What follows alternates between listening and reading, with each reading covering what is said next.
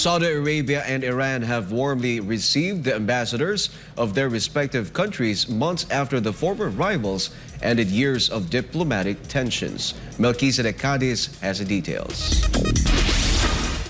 Assalamualaikum. Iran and Saudi Arabia take the restoration of their diplomatic ties to the next level through the resumption of diplomatic missions and the recent exchange of ambassadors. Tehran and Riyadh, two major oil producers in the Middle East, agreed to fully restore their diplomatic ties through a peace deal brokered by China in March. Iran also made the first step to reopen both its consulate in the Saudi city of Jeddah and its embassy in Riyadh. Tensions between the two countries can be traced back to 1979, although the recent breakdown took place in 2016 when protesters attacked Saudi diplomatic missions in Tehran after the execution of Shiite cleric, which urged Riyadh to sever diplomatic ties. Riyadh warmly received Iranian ambassador to Saudi Arabia Alireza Ianati on Tuesday, while its Saudi counterpart Abdullah bin Saud Al Nahyan arrived in Tehran on the same day. Saudi Arabia anticipates a future visit from the Iranian President Ibrahim Raisi after he received an invitation from Saudi King Salman bin Abdulaziz Al Saud. Barakallahu fikum jami'an. Kan hada Melchezedek Cadiz sa akhbar SMNI Kuwait. Global visitors are counting the days when the so-called world's largest tourism, leisure and entertainment project will open its doors once more in Dubai. Gratero Umore reports. Local and international tourists brace themselves for months of fun, food, endless entertainment, and shopping as Global Village reopens on the 23rd of October for Season 28. The region's leading multicultural family destination for entertainment, dining, shopping, and attractions will start welcoming visitors on October 18 and reopen for 194 days until April 28, 2024. The family park will reopen a week earlier this year in response to the overwhelming demand and to let everyone enjoy an extended period of thrilling entertainment, cultural diversity, and unparalleled attractions. Visitors will enjoy more than 6 months of vibrant atmosphere, captivating shows, and unique shopping opportunities as 90 countries gathered together in one place. The Global Village started as a small project in 1996 and received more than 9 million visitors in its last edition. Organizers promised to provide local and international guests with even bigger and better surprises.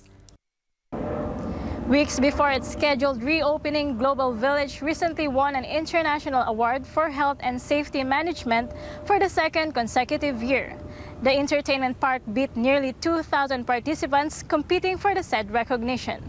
Reporting from Dubai, this has been Gratero Umore, SMNA News, United Arab Emirates. Foreign diplomats are banned from visiting Solomon Islands starting next week. To find out why, Sheena Selim will tell us more. Effective on Friday, September 15, the Solomon Islands will not welcome visits from any foreign ambassadors as local officials prepare to finalize the national budget.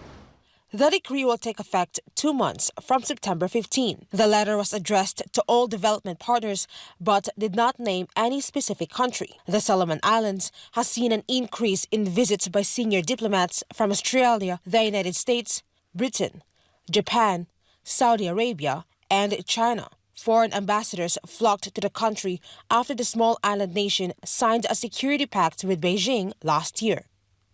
Washington and Canberra have expressed concerns over the security pact signed between the Solomon Islands and China. But the island nation slammed the criticisms and signed 9 more agreements and memorandums with China in July.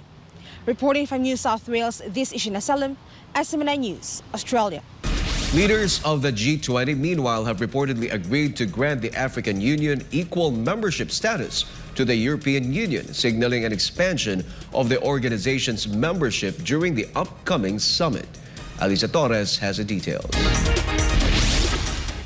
Leaders of the G20, a group comprising advanced economies, unanimously agreed to grant the African Union permanent membership status, putting it on par with the European Union within the organization. Various media reports say that the move to grant membership to the African Union garnered support from key nations, including Russia and Senegal, whose President Macky Sall, former African Union chair, argued that it rectifies an injustice. African nations collectively hold the 8th position in global GDP. However, Eba Kalondo, spokesperson for African Union Commission Chairman Moussa Faki, said the bloc has not yet received an invitation to the G20 summit. To recall, Indian Prime Minister Narendra Modi, who currently holds the G20 presidency, expressed that he wants AU to become a G20 member, which currently holds only one African country, that is South Africa. G20's move follows the expansion of the BRICS economic group of countries following a summit of the bloc held in Johannesburg last month. Reporting this has been Alisa Torres, SMNI News.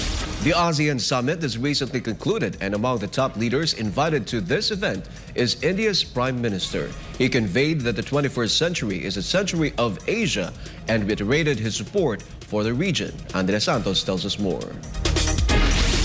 Indian Prime Minister Narendra Modi attended the 20th ASEAN-India Summit hosted by Indonesia, wherein he emphasized the significance of the bloc and India's East policy, as well as its critical role in the Indo-Pacific Initiative.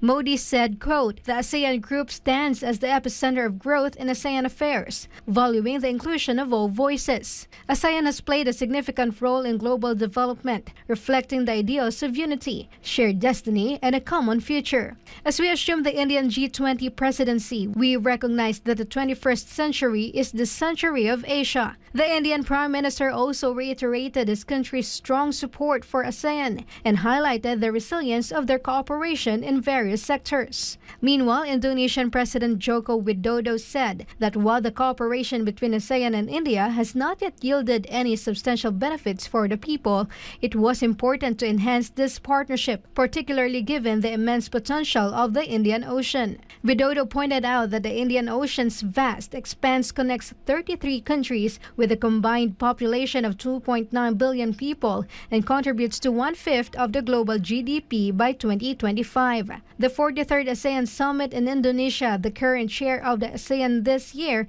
includes leaders from Southeast Asian countries as well as non-ASEAN partners, which took place from September 5 to 7. Reporting, this is Andrea Santos, SMNI News.